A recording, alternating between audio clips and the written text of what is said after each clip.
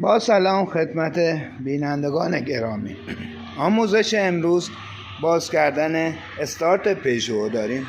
به خاطر گیر بودن یا استارت نخوردن ماشین، برای باز کردن استارت یه خرطومه هواکش داره که از اینجا ما بازش کنیم. یه بس همی پایین داره جلوی درچه گاز، این هم باز میکنیم. 2 تا لوله بخار هست که آزادش میکنیم. ما از قبل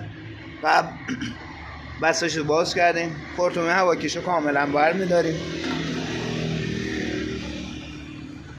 استارت هنگامی که هواکش رو باز کردین، اولین کاری که میکنین سری باتری رو حتما از روی باتری جدا کنین چون اتصالی به وجود نیاد.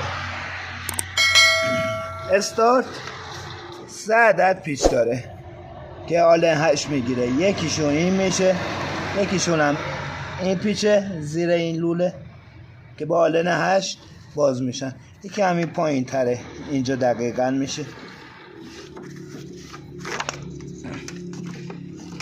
دقیقا این پایین تره، این میشه 1 2 و 3 تا پیچ آلن 8 داره که با آلن 8 ما باز کنیم.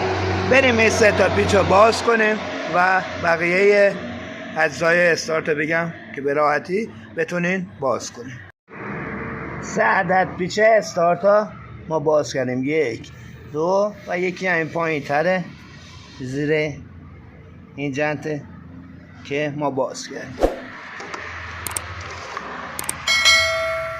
یه سیم برق اصلی داره که یه سمتش از برق مثبت باتری میاد، یکی هم از پشت دینام میاد که با آچار 13 یه مهره داره، اینجا باز میکنیم. یکی هم که سیمه که برای استارت زدن از سویچ میاد، اینجا قرار گرفته که با آچار 8 بازش میکنیم.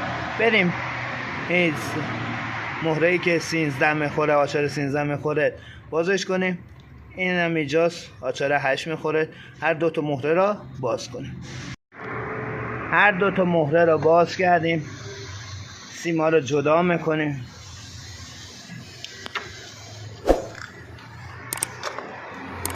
استارت کاملا آزاد شد، بیرونش میکشیم. به خاطر تیز شدن دنده استارت هم استارت رد میکرده و استارت به خوبی عمل نمیکرده. یه صدای عجیبی هم تو استارت می اومده. بریمش برای تعمیر و بستنه ها. استارت رو تعمیر کردیم. برای بستن استارت یه دونه بوش اینجا قرار داره، حتما باید سر جاش باشه که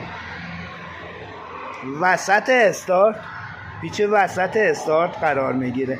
هنگام بستن حتما این بوش را با پیچ وسط استارت حتما میزون کنه، اگر نه صدای عجیبی از خودش ایجاد میکنه. برای بستن اول بوش میزنیم، پیچ بلند، یه دونه پیچ بلند داره که از اون 2 تا بلندتره، وسط قرار میگیره، اینجا قرار میگیره.